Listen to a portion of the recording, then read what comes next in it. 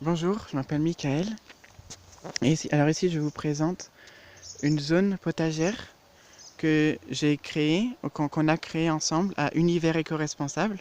C'est une association qui œuvre pour protéger le vivant, pour, euh, pour protéger le vivant, pour revenir à la nature que l'on est. Protéger la nature, avoir un comportement éco-responsable, c'est-à-dire responsable de nous-mêmes, responsable on doit agir avec plus de respect et plus d'amour envers notre planète, envers la planète, envers la Terre. Du coup, voilà, c'est une association qui promeut le développement durable. Et là, donc, c'est ma petite zone qu'on a créée il y a quelques années, qu'on a conçue ensemble, et que progressivement, beaucoup de plantes se développent. Il y a des plantes médicinales, des plantes légumières, des plantes aromatiques. Tout ça cohabite ensemble. Ça forme un écosystème vivant et voilà, qui s'entretient ensemble, qui se développe ensemble. Donc du coup, voilà.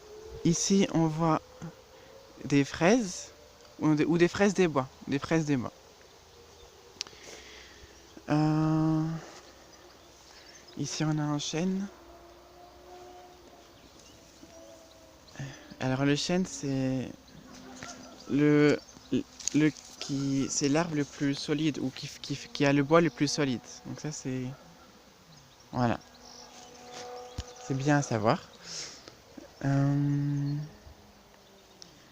alors ça, c'est aussi peut-être une plante médicinale, je sais pas. Mais il y a beaucoup de plantes médicinales autour dans le jardin et partout, partout.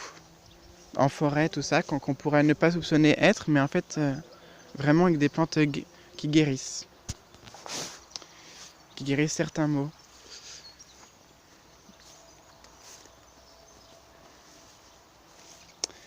Ici, c'est de la mélisse, de la lavande.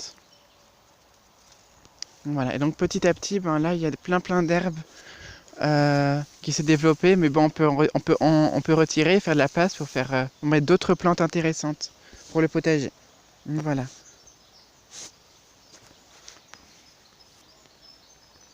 Alors les pierres qu'on voit là, ça a toujours une utilité en permaculture.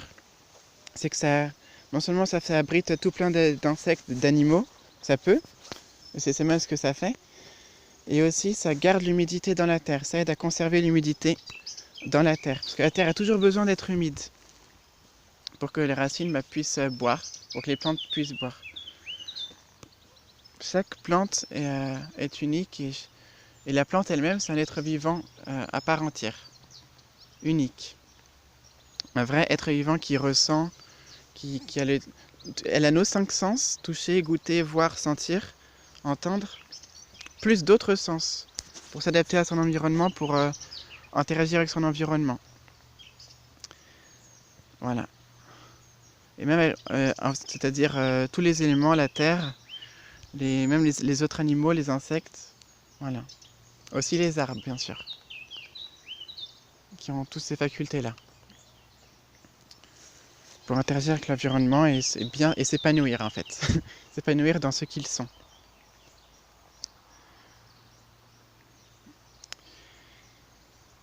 Euh, donc voilà.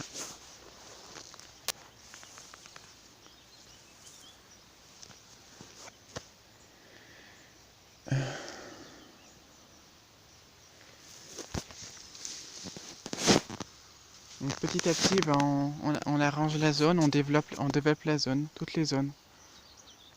Voilà. Pour produire des légumes ou simplement pour nourrir la nature. À, à, comment dire, entrer en synergie, en relation avec la nature pour la soutenir, la développer, l'enrichir. Et ça, pour elle, pour la nature et pour nous-mêmes, pour soi-même. Parce que nous sommes aussi la nature.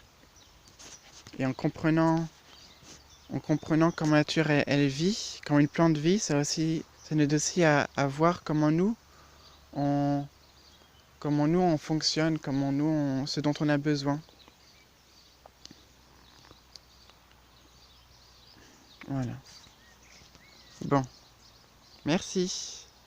À plus tard pour une prochaine vidéo. Pour l'avancement de la zone, justement. Des zones.